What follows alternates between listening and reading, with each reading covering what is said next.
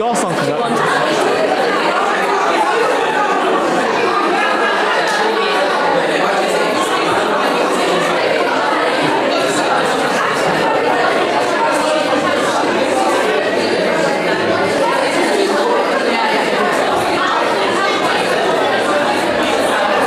So we'll do roughly 30 minutes of 30 minutes of my questions, 30 minutes of audience questions, and then it's standard. All good. Yep.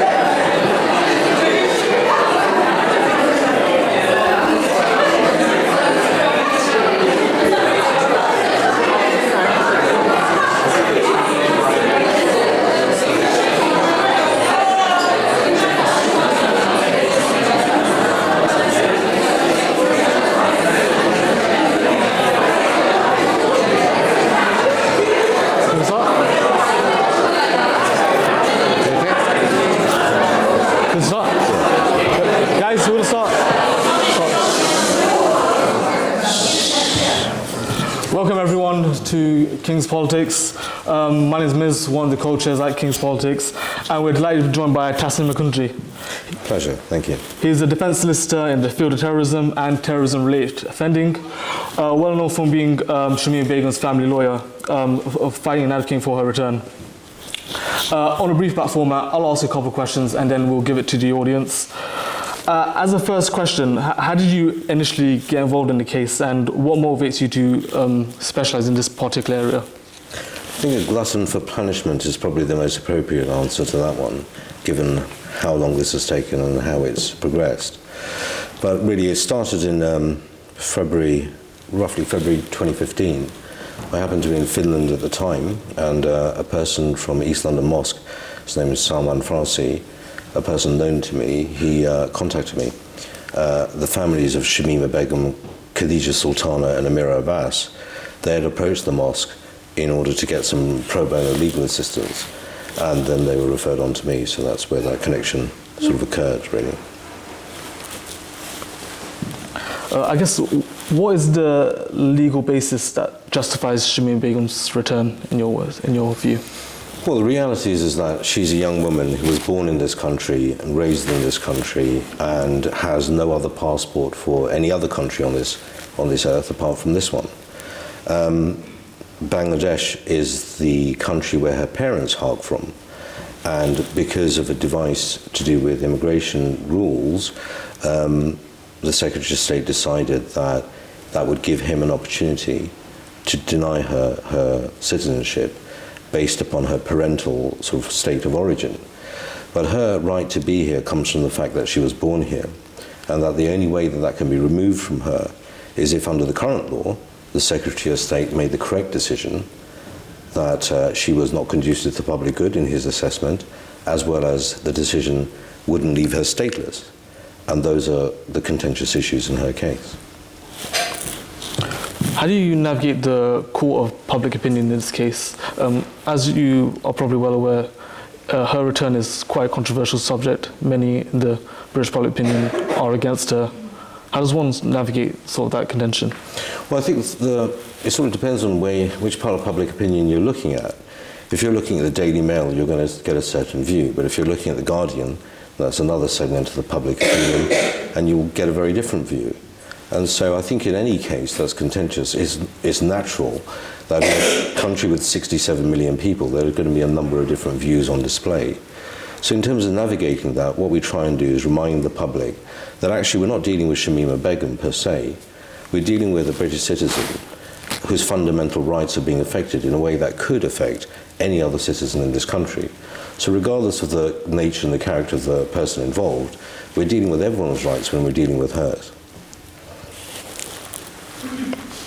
As you mentioned, in 2019, Sir Javid stripped her of her citizenship, and I guess he framed this as the need to protect the British people. You responded by arguing that this was a political-driven abuse of power. Is there any validity to the government's argument that they need to protect the I wrote a populace? letter to Sir Javid, and if you don't mind, I could quote it. I wrote it to him on the 29th of May, and published it publicly in the Times newspaper. And on that particular point, my views about his decision were, and I quote, Your act represents the most profoundly egregious, capricious, and politically driven abuse of power. It was a unilateral, unprincipled response to the publishing of Mr. Lloyd's interview, deployed as an artifice or device to further your own political, personal objective of being Prime Minister. Miss Begum was a pawn in your vanity, and her baby died. So that's just to quote what my view on that is regarding why he did what he did by stripping her. I guess touching on that, and sort of in more recent interviews, Sajid Javid has gone on record of saying that if people knew what he knew, they would be against her return, and that there's been, I guess, concern with other intelligence reports. Is there any validity to any of these claims, and how does one navigate these claims as well? So if people knew what Sajid Javid knew at the time, Boris Johnson would have been arrested or at least fined for lockdown parties. So the idea about what he knew and what he didn't know is an issue that requires a bit more examination. What has been leaked by his own department at the time was the idea that Shamima Begum was sewing suicide vests into ISIS fighters, and also a leak that suggests that she was part of the morality police in ISIS territory. What will come out is that at very least one of those leaks is completely unsubstantiated and was leaked effectively, in our view, by purpose in order to cast aspersions about her in a politically charged environment. Both those assertions are denied strenuously by Ms. Begum. I want to touch upon the Supreme Court ruling. And of course, the Supreme Court effectively overturned the Court of Appeal's decision, which was in her favour. And I guess Lord Reed, the President of the Supreme Court, his argument was essentially that the Court of Appeal did not pay enough heed to the Home Secretary's desires to protect the public good. Is there any validity to that argument? So there were a number of different things argued. Firstly at SIAC, then applied at the same time with the Home Office. So SIAC, it was argued, which is the Special Immigration Appeals Commission. This is the first protocol where somebody stripped their first right to appeal a decision of the Secretary of State. And that court is limited to judicial review principles. So they can't really examine proportionality issues regarding whether somebody is or isn't, or how much of a threat they may possibly be. But what was argued there was that that she was, by her defence, was her status as a UK citizen and not as a Bangladeshi national. So that was rejected by the SIAC court. They said that she was or had access to the Bangladeshi citizenship. And simultaneously, she also applied outside of immigration rules in order to get entry clearance to the UK. So as she was no longer a British citizen at the moment that Sajid Javid stripped her, she was entitled to apply for leave to enter. And the reason we asked for leave to enter was that so she could engage the appeal process. She has a right to appeal, and because she was in a refugee camp with practically zero access to any communications, and where there was access to communications, that they were, we couldn't be sure that they weren't monitored. So she wasn't able to give instructions to solicitors. So we argued that it was the only safe way for her to actually engage in the appeal process was to bring her back to the UK so she could give instructions to lawyers and respond to any of the issues that were raised by the Home Office about her behaviours, vests and such like. Now, the SIAC courts first, they rejected that in a very, we would say, surprising way, where they accepted that she was unable to give instructions to lawyers, and therefore she was unable to engage properly with the appeal process that was afforded to her by Parliament. But that, according to them, did not necessarily mean that she won her appeal on that basis. So we appealed that decision, and the Court of Appeal were with us on this. Their idea, one would think quite properly, was that access to justice and the right to have an effective appeal was more important than the idea that the Secretary of State had about a potential risk to the UK public. And the Supreme Court effectively reversed that, re-implementing the position that just because you can't engage in an appeal doesn't mean you necessarily win one. And so a lacuna was created whereby they said, yes, she doesn't have the right, or she has got the right to an appeal, she doesn't have the ability to engage it, And therefore what we'll do is stay the appeal indefinitely until such time as she can get in contact with lawyers and then engage that appeal process at that time. So that is the state of play with respect to that element of it, and further arguments will be had in November of this year. I guess with the situation with the Supreme Court and the Court of Appeal, do you think they failed in their duty to, I guess, uphold and protect human rights? I would say that the decision was very surprising, given the nature of the case and the various arguments deployed at the time. A fuller, a more rounded argument will be happening in November, and that will encompass a great deal more information at that time. And I would hope that the courts would then apply a sensible mind to what comes out then. I guess moving beyond legal arguments, how does one, I guess, morally approach the situation? I guess there's two camps. There's one group which would argue that this mistake was treacherous, and there's others who argue that she was a teenager and she should be forgiven. How do you sort of navigate this? Well, the thing is that even on her family side and on those who are representing her, nobody's asking for her to be forgiven at all. They're arguing, and we're all arguing, that if, as a British citizen, she's committed any offences, the right and proper place for the idea of whether she's been guilty of any offences is in a court of law, a criminal court of law, and to be judged through the examination of evidence by 12 members of her peers, which are us, really. And without that, then we can't have a moral judgment on the issue. This stripping of citizenship is not just denying Shamima Begum her right to have a trial, it's denying the British public the right to examine somebody that they've vilified to see whether they were justified in that through an open and transparent trial process.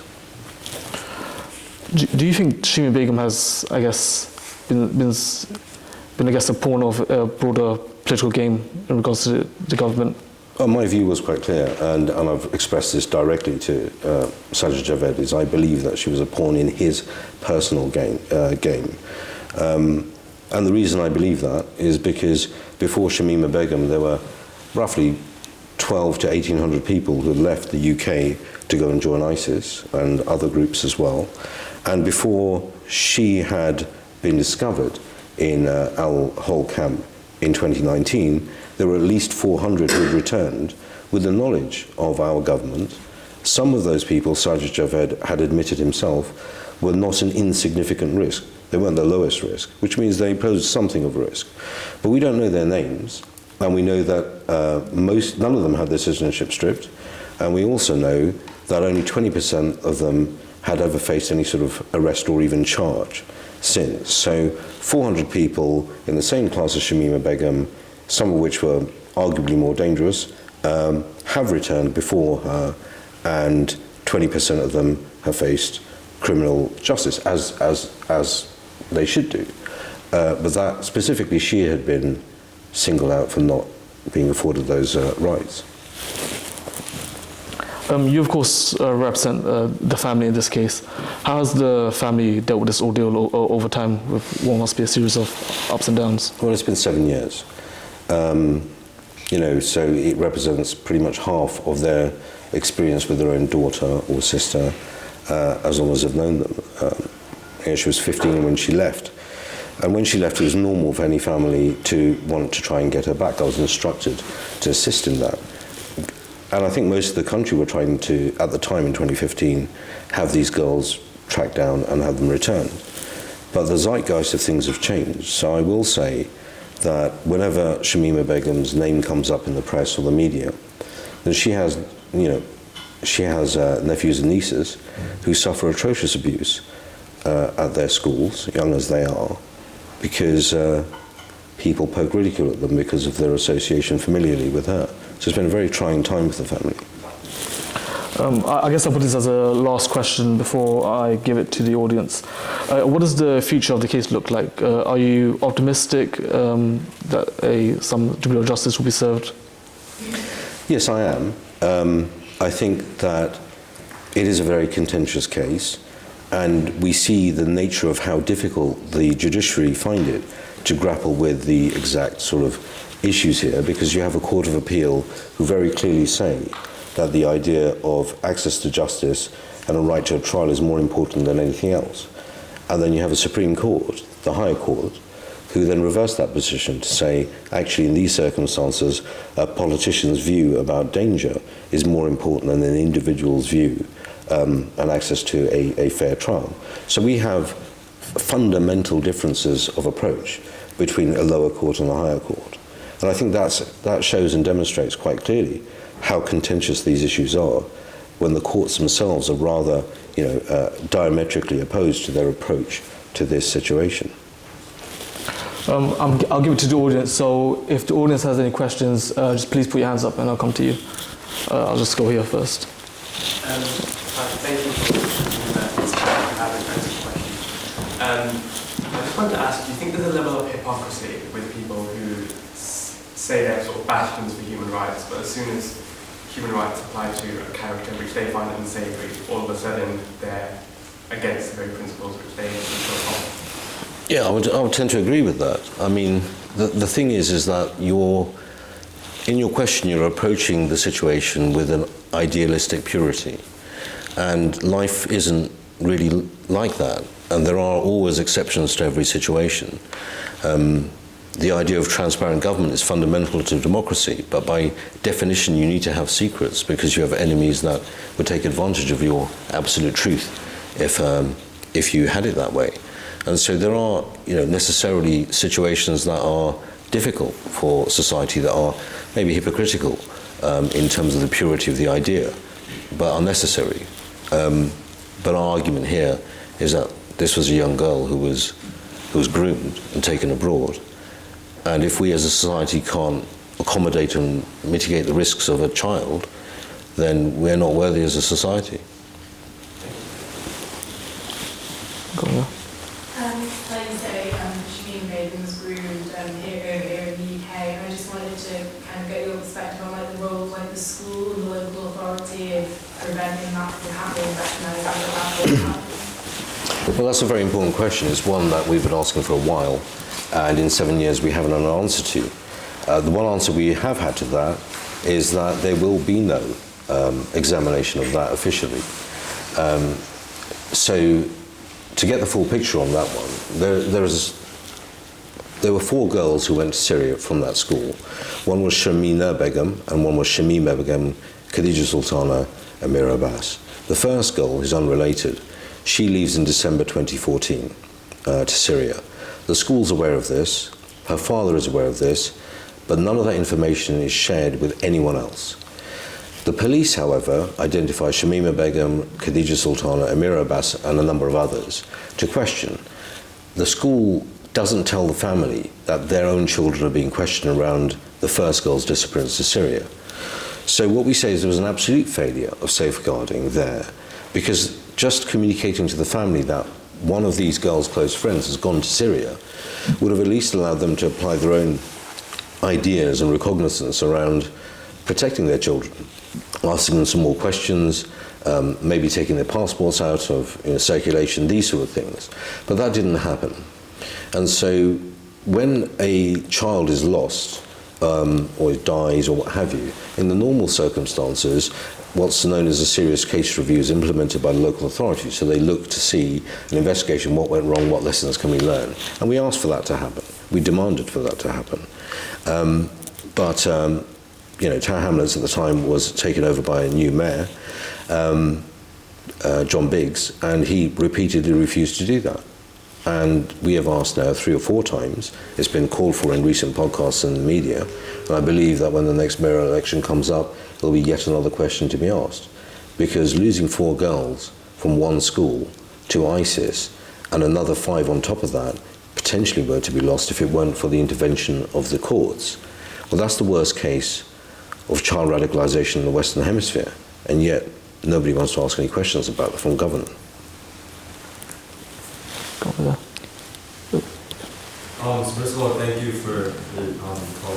I guess my question is related to larger constitutional principles at the bigger picture, and it's do you think that the Supreme Court's argument of using democratic accountability as grounds for judicial deference was justified?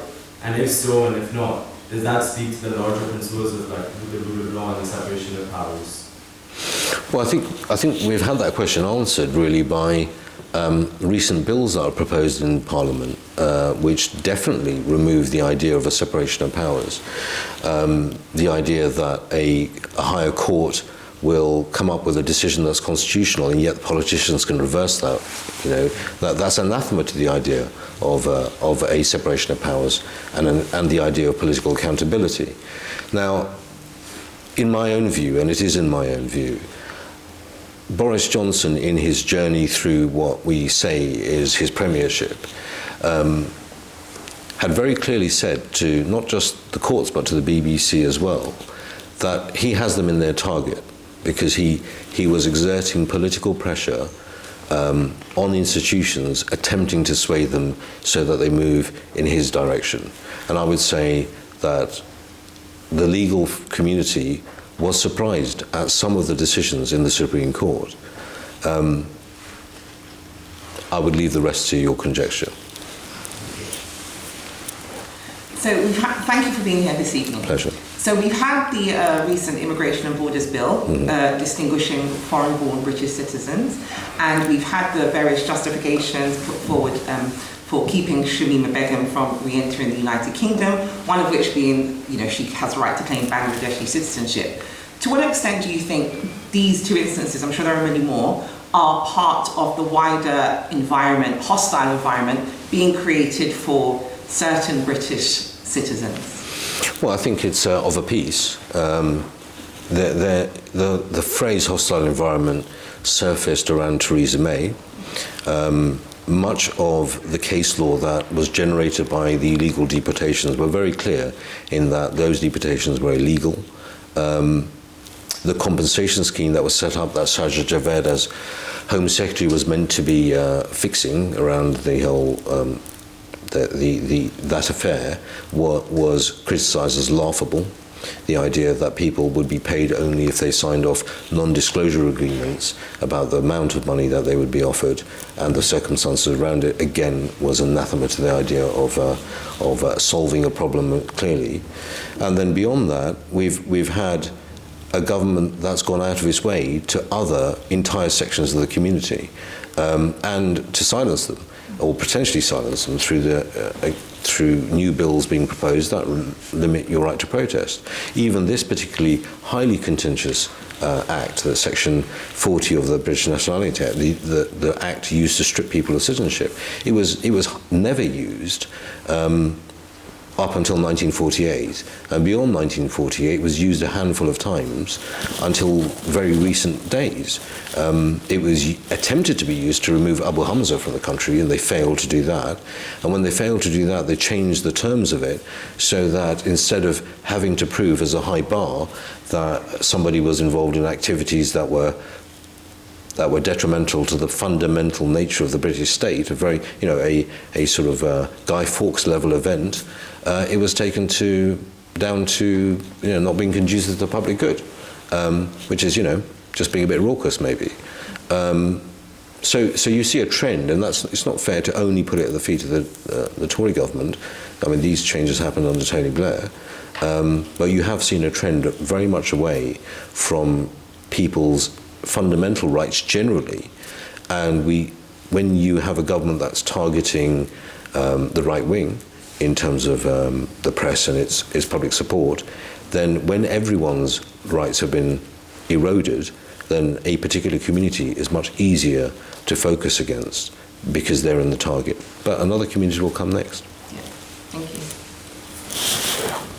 Thank you for coming. I sort of have two questions, but both relate to the nature of your work. So in terms of this case specifically, is there a large team of lawyers? Are you one of several defence solicitors? And again, are there several barristers involved in the case? I guess, how small or how large is this team? And then the second question perhaps is more, I would imagine this case would absorb a lot of your your professional time, but are you concurrently working on other cases? Sure.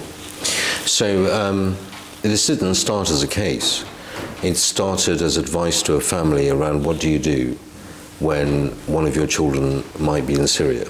And that's actually quite an odd situation. And when I say odd, I mean whatever you think a family would do isn't necessarily legal in that particular circumstance. So you would imagine that parents would be beside themselves. They'd want to send money or resources to their child to have them to come back. But actually you can't do that, not in these circumstances, because the family could be arrested for funding terrorism. So when you get into the terrorism space, things that you think are obvious, suddenly you find out belatedly are illegal. So we were there to advise what the parameters of possibility were.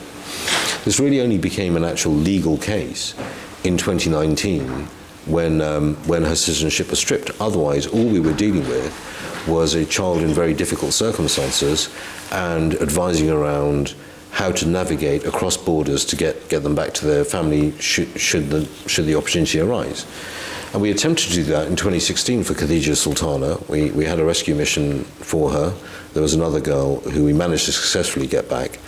But at the very last minute, Sultana decided that she wasn't willing to take the risk. The risks were significant. She ended up staying in Syria and was killed 3 months later. So there are a lot of issues to navigate. But when you get to an actual case level, in 2019, the number of lawyers involved were 2 solicitors, 1 barrister, and we were working pro bono. I went out to Syria to try and get her signature and advise her, and we weren't allowed into the camp. At the time, there was a huge influx of refugees coming out of the Baghouz scenario and flooding into the camps, and it wasn't safe enough, according to the YPG, for us to enter. And so we ended up having to bring a case on her behalf, literally based upon what she'd said to media, which is, I want to come home. So we formulated a case around that. And at that point, when it was put into the SIAC courts, we handed over to another legal team who have legal aid in the case and can run it and finance it. You need a special contract with the government in order to be able to finance these special type of cases. And I think their team is 3 solicitors and 2 counsel. I do have other work, otherwise I'd not be paying the mortgage otherwise. In terms of Shamima's child, what was the government's argument for not assisting him or her? It was entirely disingenuous, an argument. So we wrote a letter at the time when his name was Jara was born, and the conditions in the camp were recognised by the World Health Organization as being quite dire. There's a very high child mortality rate there. And Jara was born a British citizen. So we wrote to Sajid Javed and explained that whatever the circumstance for Shamima was at the time, those were to be discussed in court at some point. But we have a British citizen here who's in danger, and we don't need their assistance. We just need them not to stand in the way of us going there to collect him. And if they could provide some assistance, that would be great. We were told that it was too dangerous for any government official to go to Al Roj refugee camp and assist. Now, this is at a time when 6 British journalists had already interviewed Shamima Begum, one literally hours after she'd given birth. So if the BBC can send their correspondents there with the appropriate risk, I didn't see why, our SAS or our security service didn't have the backbone to do the same, or at least the orders behind that. So it was entirely disingenuous. I myself went there and, got a few mosquito bites, but that was about it, really. Why didn't they? Because they didn't want to. That's as simple as that. And he died as a result.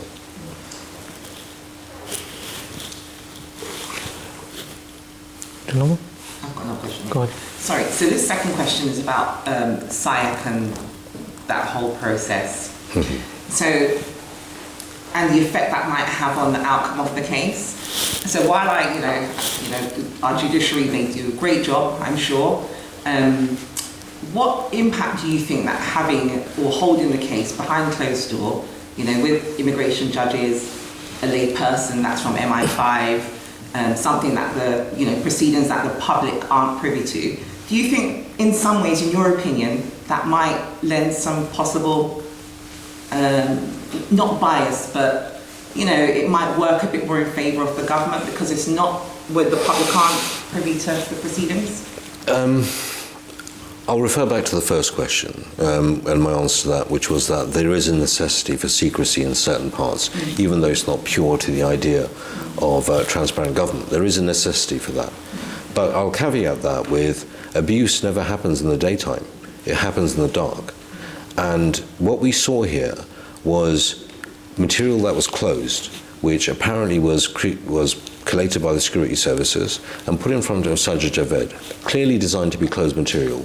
The idea that she was sewing suicide vests and things and part of the morality police for ISIS, that should have all been enclosed evidence. So how is it that the Secretary of State let it slip into the Daily Mail rather than behind closed doors of a closed court because it's so secret and so necessarily secret? How did that happen? Because if we'd done that, we'd be in jail. Yeah. Thanks.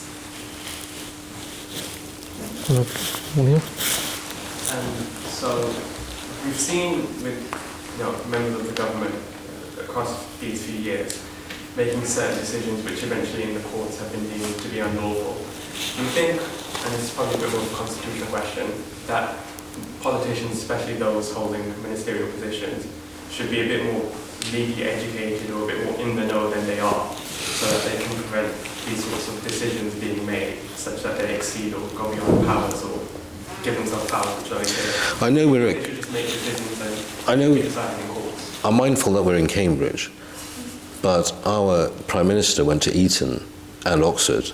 I don't think he has a deficit of education. I think he has a deficit of honour and honesty.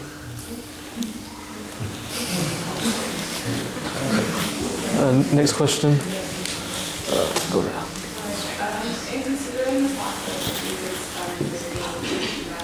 to Syria, I would argue that she's actually groomed and she's at a point of probably incredible emotional vulnerability. She needs to travel over to Syria. How have the courts kind of managed to counteract that argument that she was in a diminished position? And what do you think of justification? It's a fair question, and to be fair to the courts, they haven't turned their mind to that because they haven't been asked to turn their mind to that question yet. So that is something that they will be turning their mind to in November.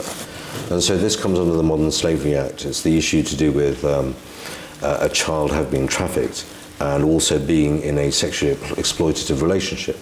So we know that she was in Syria. Within 2 weeks of her being there at the age of 15, she was married under an ISIS ceremony to a 23-year-old national. So that would be statutory rape. And there are particular provisions around that the UK has, treaty obligations internationally.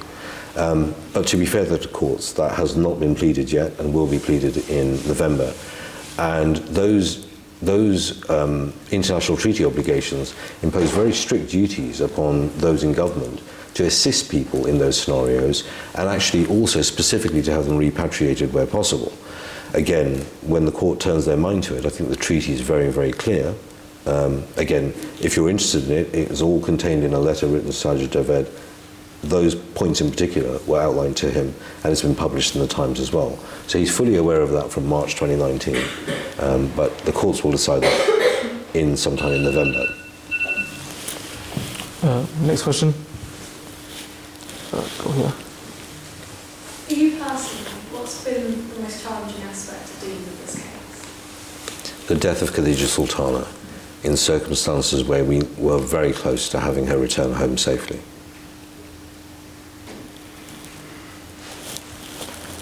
Next question.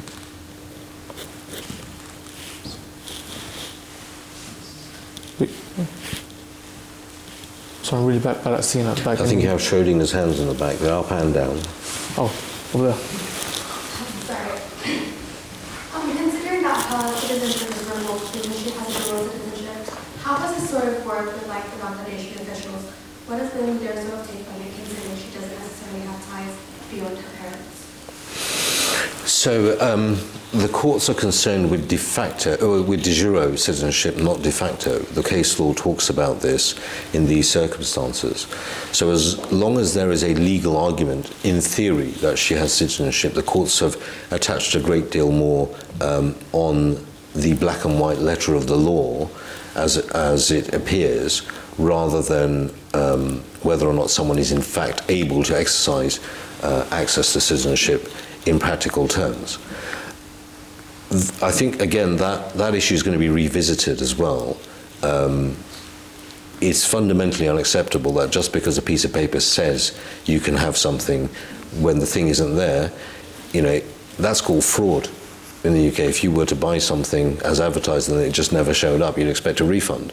So in this circumstance, it's about as clear as day that Shamima Begum's so-called access to Bangladeshi citizenship was very clearly undermined, that idea of that, by the Foreign Minister of Bangladesh, who said that A, she is not a Bangladeshi citizen by the operation of a complex of their laws, and on top of that, if she were to return to Bangladesh, she would probably be executed.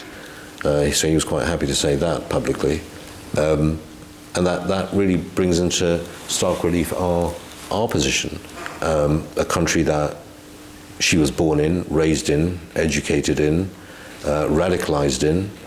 She bought her ticket to Syria with pounds sterling, not tacos, and she used a British passport to get there. There is no nexus between her and Bangladesh. And so in terms of this scenario, our Home Secretary deigning that she's a problem with Bangladesh, we've classed that as human, as basically dumping one's own problems onto another nation. It's human fly tipping. And you've got obsessive. So the British media has worked sort of very hard to create this particular narrative around Shamima Begum. What have you found is sort of the most effective way to counter that narrative? Sort of what to ask Donald Trump a question around it. And he bizarrely, we're on the same moral page as Donald Trump on this one. It says, take your people home. So I mean, if someone is, let's say, unsophisticated, as Mr. Trump, can see the clarity of the situation, then one has to wonder what particular beer goggles are politicians wearing in order not to see it.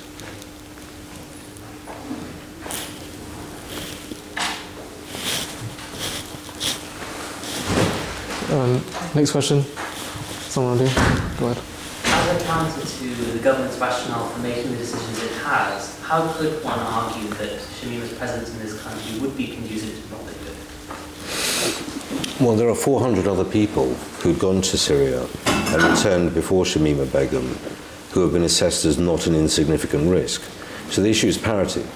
So if you have fighters who've gone over there and come back, with the full knowledge of our government before she's come, then what's the difference between her and the others? Why has she been singled out? And is that proportionate? Now, the reality is that the reason she is so widely known is because a very public decision was made around it. So we can't very well rely on the government making a meal out of her existence in the media to then say, well, because a meal has been made out of it, then she can no longer return. But Shamima Begum, that name is like John Smith, really. And she wears a hijab and a burqa, sometimes, sometimes not. So if she were in East London, I'd imagine that she'd be difficult to spot. Next question. I've got bloke at the back. Yep. Yeah, I was just wondering, given all these problems that we're discussing, like the nature of politicians, the corruption that exists within our society, do you think these are actually problems that are features of democracy, or do you think they're actually within our society and there is a version of democracy or society where you can overcome these problems? There are 8 billion people plus on this planet with different cultures and different politics and different systems of governance. We generally are alive, we're generally moving in the right direction, a greater degree of education for most people, greater access to justice for most people, a greater life expectancy for most people. These are things we should celebrate.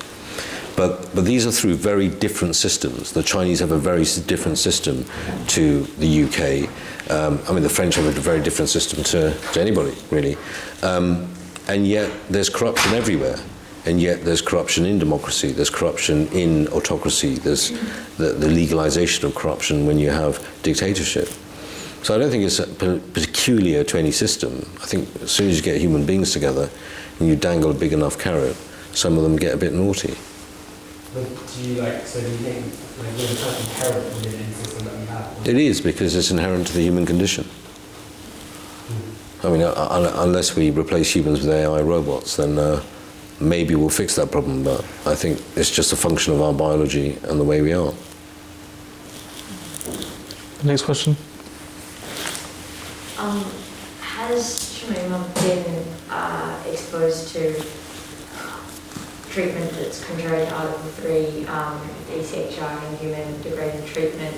And if she has, how has the government responded to its neglective, I guess, its positive obligation to prevent that treatment? Is it the fact that by denying her British citizenship, it isn't therefore obliged to? That's exactly right, yes. So by denying somebody citizenship, you're denying their ability to engage in a lot of the rights that would normally be afforded to them, a duty that would be upon government. But we do have extraterritorial obligations in terms of human rights and what our decisions as a government have on an individual. Those have been argued. Now, in terms of the risks of Shamima Begum, she was in a Al-Hol refugee camp initially, and such was the threat to her life because of the even guarded things she said that were vaguely negative towards ISIS. She was moved by the YPG out of that camp and into a separate camp with, Al-Hol had 80,000 people in it, and Al-Raj has 2,500 people in it, and it's much better run, much more secure. I would say that if you want to think about whether or not her human rights have been affected, I will say this: there is no criminal offence that you could commit in this country where a judge anywhere in this land could sentence you to being in the situation she's in now. It would be illegal. And that's what I'd say on that. Next question. And we saw in earlier interviews that she used to wear a niqab and some she was wearing a hijab, and then there was one interview where she kind of very much westernized herself. Do you think that was purely to appeal to mainstream media over here, or that was purely because she Shamima Begum was not a leader. She was someone who was groomed as a child and followed a group of her friends over to Syria. So she had decided to wear and don the Islamic garments as a 15-year-old child because her friends did so. She went over to Syria and decided to wear and be there because her friends did so. And she's now in a YPG refugee camp in dire circumstances, where she's been counselled by some of the Kurdish female guards there. And I would say that Shamima Begum, if anything, is a product of her environment, has always been a product of her environment. And so what you see of her now is a result of the product of her current environment. next question. Any other questions? Unless I'm not seeing someone's hand. I've got one more if you don't mind. Go ahead. So, I strongly agree with you. Shamima Begum was a child, and I think it's deeply unfair that that's not really given the weight that it deserves. With that in mind, do you think there's any scope in the law? I mean, I know this is wishful thinking, but any scope in the law to take the age of or the background or the context in which a person grew up in, so that they're not exposed to such harsh consequences of their actions? We say that exists in the law. It's just it exists across a range of different things. So in criminal law, the age of criminal responsibility is 10. In terms of whether somebody's groomed and whether they have various treaty rights, the age is 18. Any child below the age of 18, if they've been trafficked or if they're in the context of a sexual abuse situation, then that is taken into account, and they have a defence to almost any criminal offence. There's a list of exceptions. Beyond that, even if somebody were taken in as a child and abused moves into majority in the context of a sexually abusive relationship, they are still considered trafficked people. So the law is there. It's there to have people turn their minds to it. And I think that's one of the big reasons why our government, current government, has been so ardent in not allowing her to come into the UK, because a judge and a court would have to apply the law. Whereas when she's in a refugee camp, nothing's applied to her. Thank you. So I'll go here first. And then. Something? Yeah. Oh, yeah. So if she was back to the UK, what charges would she potentially face? And I guess court punishment would go with that. I think this might be the crux of the issue. I don't believe she could face any charges. The only offence that there is evidence of is her joining a terrorist organisation, which would normally be an offence under the Terrorism Act 2000. However, when she left, a declaration was made by the then head of the Metropolitan Police to say, and in writing, to say that they would be treated as victims and not as criminals, unless there was further evidence that came to light that suggested other criminality. So we have a legitimate expectation, or Shamima has a legitimate expectation, which is an ancient principle, against prosecution for that one criminal act that there's evidence for. Beyond that, there's no evidence of any other criminality. So how embarrassing would that be for Shamima Begum to return to the UK and she simply cannot be prosecuted for anything? And I believe that's one of the reasons why she's been singled out. Hi, so I wanted to ask about the media that we saw of Shamima Begum. So I'm sure most people have seen it. I think that, personally, I think that a lot of it was exploitative and intending to make a mockery of her and then using it and kind of painting a picture of her that was really negative. What was your view on whether or not she was even allowed to go out into the media? And as her counsel, I'm assuming you had some sort of role in maybe facilitating that, or maybe even advising her on whether to do it or not to do it. And sort of why did you allow her to go when she was quite vulnerable and in the position that she was? So we had nothing to do with that. I've personally never spoken to Shamima Begum. I've never been able to. The communications are very, very limited, and that's only recently. Even a family have a phone call for less than a minute once every 3 months or so, and that's when the opportunity arises and they don't know when. So this is defence flying in the dark. Much of our initial instructions were based upon what she said to Anthony Lloyd in his interview there. So we have extrapolated from that and created a defence, or an application case in terms of an appeal from that. So what she says and how she says it and why she says it, we have zero control over at all. Any lawyer would think that it would have been best if she hadn't spoken to the media. But the fact is that we live in a democratic country. We have journalists. Their function is to go and find stories and information. Their function is not to look out for the interests of the individual themselves. It is to report on something that's in the public interest. Some of the reporting around this has been morally repugnant, but a journalist doing their job of reporting on the facts is a tenet of our democracy and an important part of that, and I don't stand in the way of that. They are to do their jobs and we are to do ours. Any other questions? Nope. So I guess we'll end it there then. Can we have a big round of applause for Tasnime Begum?